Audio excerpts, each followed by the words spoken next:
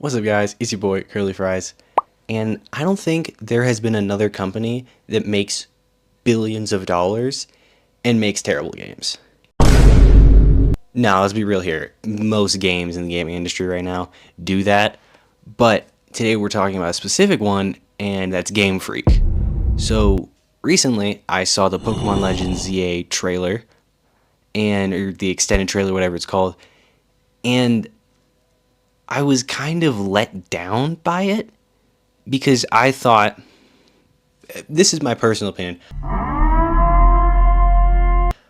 with a game, you should take what has worked previously and then use that. But you have to fix the problems and the things that the players had gripes about, you know? Like, let's say you're making like a FPS game, and people say, hey, this character is crazy buffed and we need them nerfed, or this gun is crazy. You would, in the next update, just scale that down or buff other things to make it more fair. You know, and even with games that aren't getting updates like that, with a sequel, it should be an even bigger change than just a patch.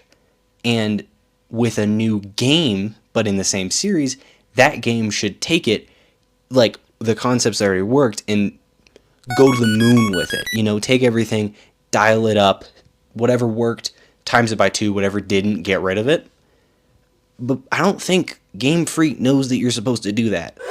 Because with Legends ZA, it almost seems like they took everything good from the previous games, switched that around, and they did add a good feature or two, but it's still, there's a lot of problems that a lot of Pokemon fans, you know, want fixed.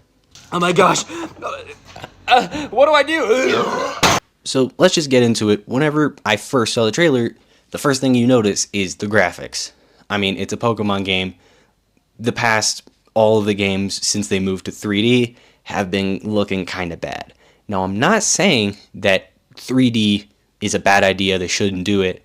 I just think that the art style isn't working. Because even if the game looks bad from just like a technical sense, like, oh, the graphics aren't that great because, oh, it's on the Switch or it was on the 3DS or something like that, there have been games like, you know, Breath of the Wild or Tears of the Kingdom on that system, and they look so good because of the stylization. It feels like Legends ZA doesn't have any stylization. Honestly, to me, it kind of just looks like a mobile game, you know? And with Scarlet and Violet in that style, I just don't really like it. It looks so similar to just, you know, Pokemon Unite or Pokemon Go, which are both very successful, and I'm not saying those are bad games. I personally really like Pokemon Unite.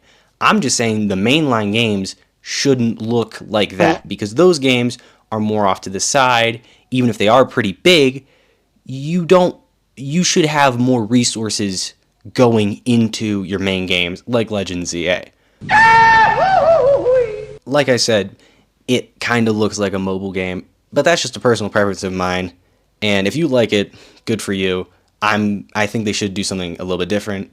I mean, I wouldn't be against them trying another 2D game, but at the same time, I understand 3D. I mean, they have a lot of these models already in 3D, and it saves money to just reuse models.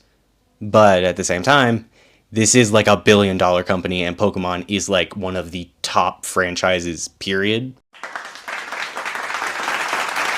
Moving past the graphics, I mean, the graphics have been talked to death for all previous Pokemon games.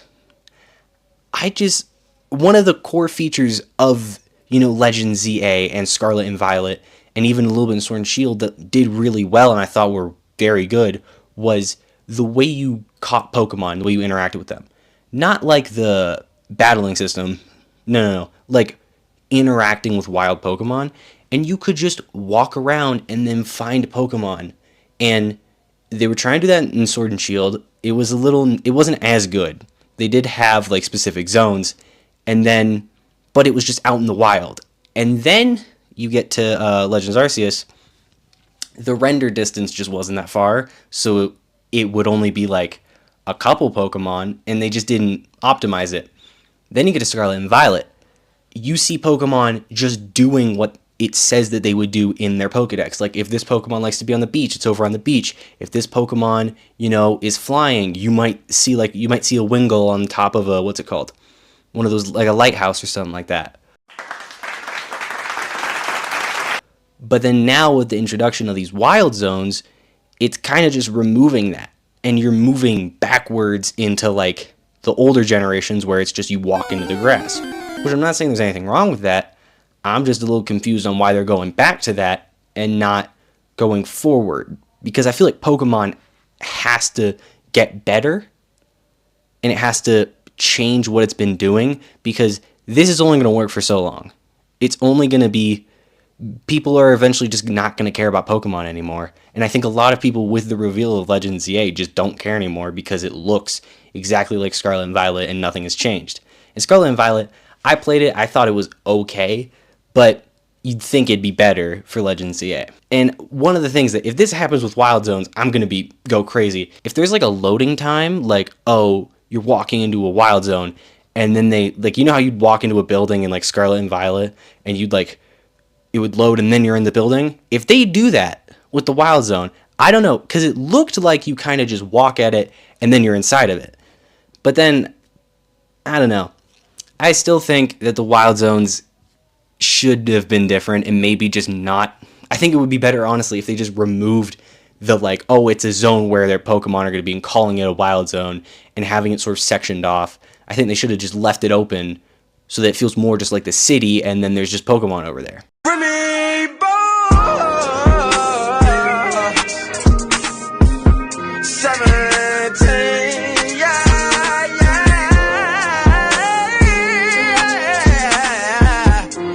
I will get to more criticisms, but let's talk about something that they did pretty well.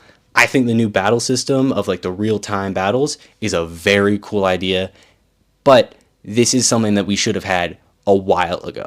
As much as this is a great change, it's a change that should have come like a game or two ago.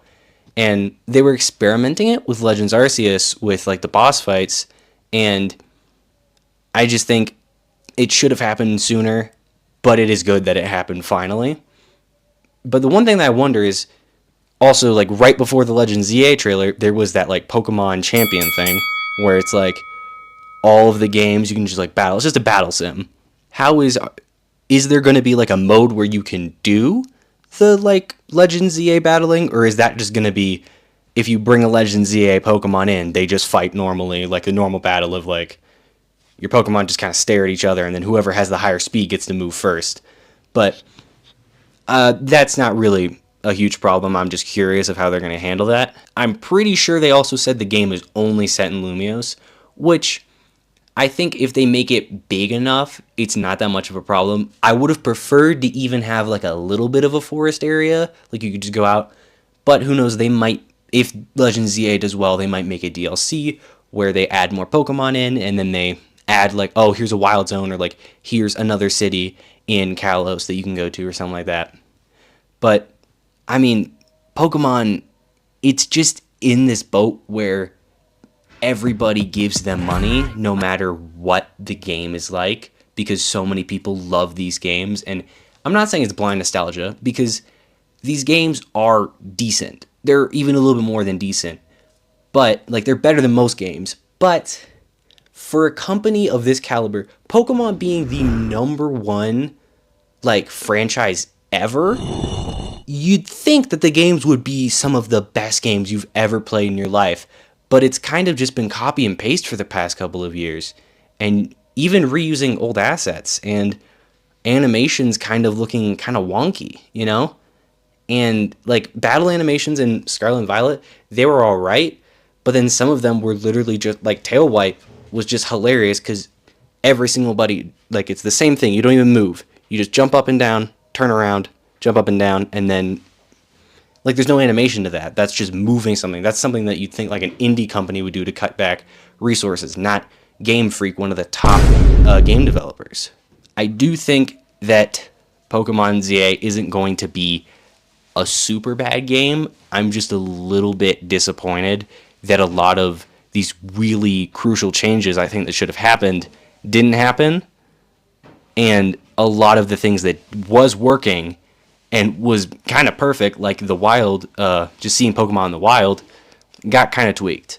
But I do think it is cool how I saw like a little bit of like parkour movement, like you can see in the trailer. There's like a part, I'll put it on screen, where the dude like jumps off of the building and then like his Rotom phone kind of carries him and then he gets to the other side. And I think it's pretty cool. I think that's an interesting mechanic. And also the dodge rolling with the battling. I mean, I'm not giving them enough credit where credit is due. The new battling system is very, very cool. And I think that's a step in the better direction. But there is still a lot of problems. And as much as I am kind of excited for this game, I'm a little let down with what I saw. But, I mean, the game isn't out yet. It comes late 2025. We don't even have a release date yet. There could be some things that just aren't ready yet. But with the starters, I'm a little confused on why they picked those three, especially because Chikorita, Totodile, and Tepig. Tepig is a cool choice, but like Chikorita and Totodile? Like they're both from the same gen. I thought you would do something like only choosing one of them from one gen and then that'd be it. But, I think they're just two Pokemon that they want to give a little bit of a redemption because Totodile and Chikorita and Tepig, all three of those, aren't super popular Pokemon. I'd say they're more on the lower end. And you'd think that they would give the more popular Pokemon in it to like sell more money. But it does make sense how they would want to like maybe redesign some of them. For example, like Tepig's Final Evolution, Emboar, they might change it, or I mean, they're obviously going to change. That's what they do with the Legends games. Me? Just hanging around. Yeah, I'm excited to see what's going to happen with them, and I'm also excited to see. Sorry, I kind of made you move there. I'm also very excited to see new megas. I'm pretty sure there are leaks. I might look at. I probably will look at the leaks. I was about to say I wasn't going to look at the leaks. I'll probably look into the leaks. I mean, there are leaks. You can't take them. You got to take them with a little bit of salt. If you want me to make a video talk about the leaks and my opinions on it, go ahead. Feel free to tell me in the comments. Anyway, this is just my opinion on Legends ZA. If you're excited for it, I'm happy for you. I'm pretty excited. It's mixed. It's a mixed feeling for me. But anyway, thanks for watching. If you made it this far, my guess is that you liked it. Maybe leave a like, subscribe, if you want to. You don't got to. I'm not going to force you. But just think about it. You can help me out. Anyway, thank you so much for watching. I will see you guys later. Peace.